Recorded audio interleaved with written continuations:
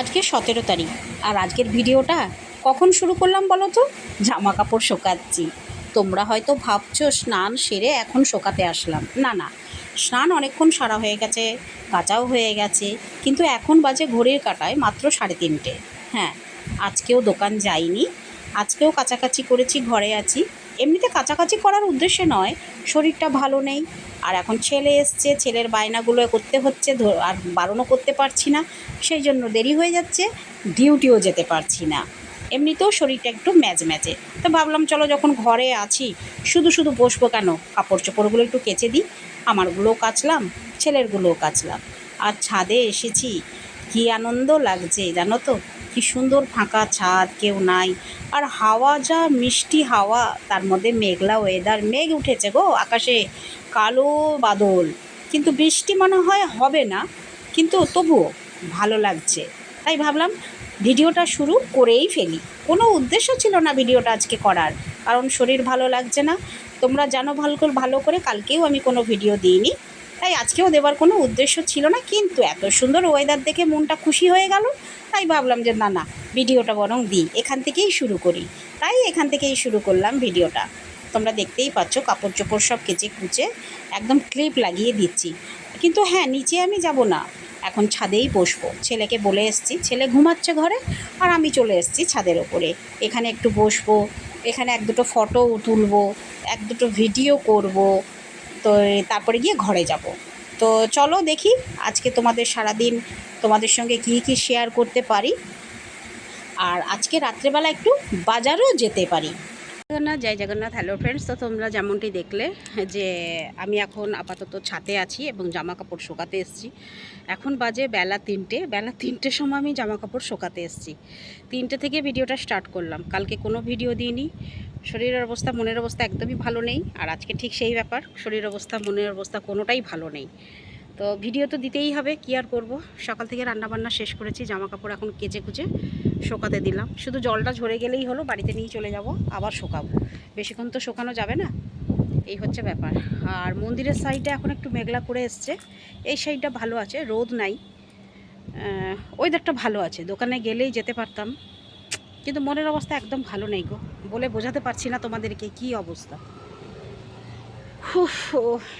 চলো দিনটা শুরু করলাম এইভাবে, আর একটু পরেই লাইভ স্টার্ট করে দেবো। ভাবছি আজকে 4টের সময় লাইভ যাব। তো 4টে তো বাজতে চললো, 4টেতে না গেলে 7টার সময় অবশ্যই লাইভ যাব।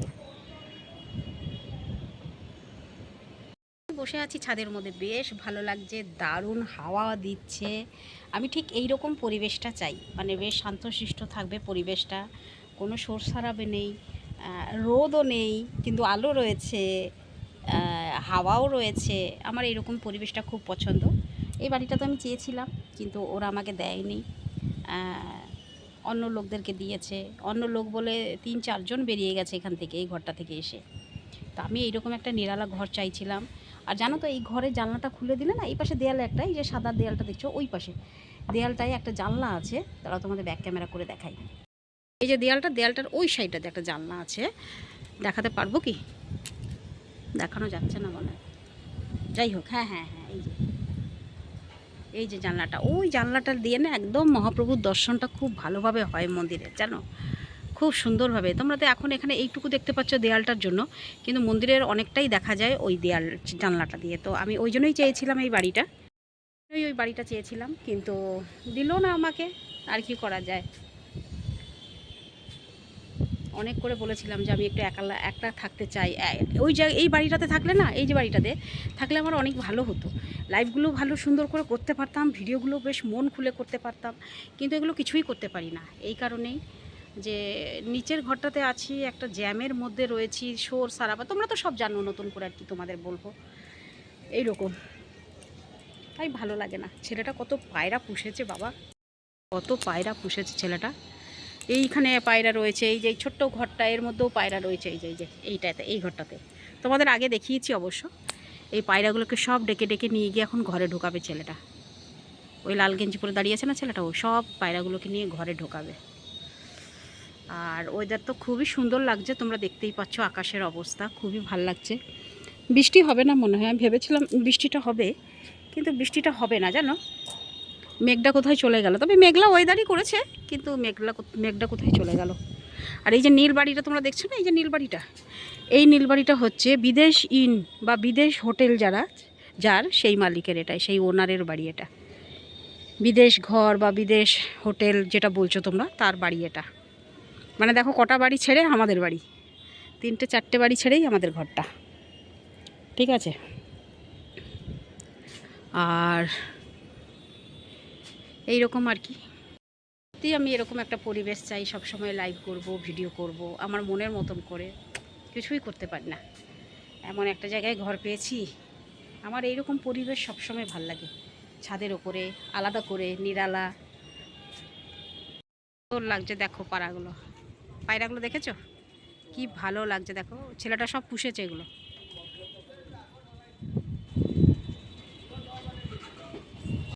নিচে যাই এবার, বৃষ্টি আসছে হবে কিনা জানি না, তবে দেখো কিরকম করেছে, অন্ধকার করেছে এই সাইডটা, মন্দিরের সাইডটা আকাশটা পুরো মেঘলা করেছে আকাশটা। হতে পারে আবার নাও হতে পারে, কোনো গ্যারেন্টি নেই। চলো যাওয়া যাক।